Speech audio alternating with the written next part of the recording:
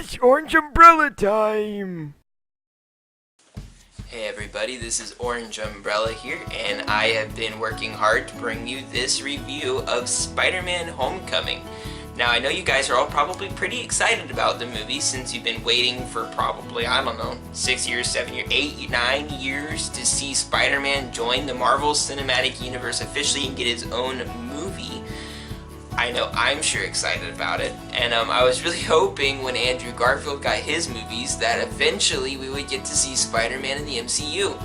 Well, now our prayers have been answered, I guess. We've got a Spider-Man movie, and Tony Stark is all throughout it. He endorses the movie, so, you know, it's what we wanted, we got it, but is it what we asked for? That's what we're here to find out. Now, what you guys are probably all wondering is, what makes Spider-Man so special as a movie? I mean, he's just one hero, he's a standalone hero, and he's not even all that great yet. He's still just a kid. Now, most Spider-Man movies start when he's almost 20 or just over 20. Pretty much every old Spider-Man movie, except for the original Spider-Man movie with Tobey Maguire in it, started when he was in his 20s or early 20s. And, I can understand why, because they're targeting a younger audience than adult, but they're targeting an older audience than kid. You know, the language and the violence would have been more than what was acceptable back then. But Spider-Man was always a teenager in the comic books, so why would he have been portrayed this way? Well, it's okay, I just answered that question, and they decided in the Marvel Cinematic Universe to start him young. Now, Tom Holland is a really young guy compared to Andrew Garfield and the Peter Parkers before him, and he just did a really fantastic job being Spider-Man. It was funny, there was a lot of great action spots, and the whole movie long, you're feeling Spider-Man inside of you, you know, you're like, man, I love you, buddy. And man, there was so many good spots in that movie. I wish I could tell you about all of them, but sadly that would spoil the movie for you and you wouldn't be able to enjoy them like I did. Now, I need to tell you this one thing before you go and take up your family and go and watch it. This is very important. If you're the kind of person who doesn't want your little kid to be walking around hearing curse words and violent profanities all day long, this is important. Spider-Man definitely has a lot of language. So, probably don't take your mom or your 6-year-old kid to watch it. However, it's a lot of fun. The story is great, well told, and it's an awesome story. And, you know, definitely one that you'll want to experience at least one time, I feel like, before you forget about it. And, because that's essentially what happens to movies, just forget about them.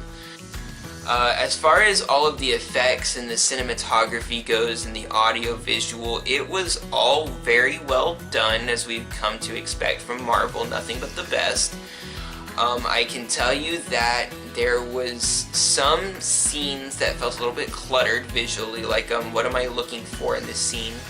But it always becomes apparent before the scene ends what it is that you were searching for, and you don't really have to think about it for the rest of the movie, so you kind of forget about it. So I don't feel like there was anything really negative to say about how it was edited or how it was shot. It was really just a great cinematic experience, and the effects were on point, the color tones, everything just felt so well layered in the movie that everything supports the main narrative, and that is so important when you have a superhero movie.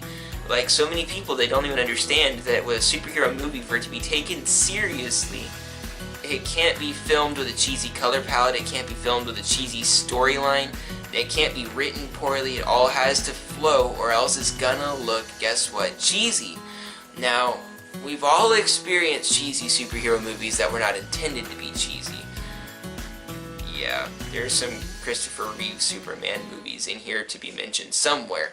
You know, like Up, and Away. Yeah, I'm not even gonna do that. So you all know what I'm talking about when I say movies that should not have been cheesy, that just were. And then they go all beyond the whole taking it seriously thing, and they just take it too far, you know, make it all dark and grisly like the Dark Knight series.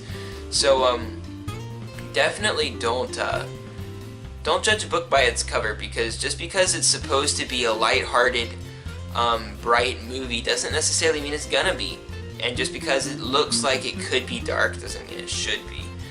Now, from a romantic standpoint, Spider-Man Homecoming really isn't that deeply emotional. Like, he does have a love interest, but it's not the kind of love interest that you're used to seeing Spider-Man get entangled with.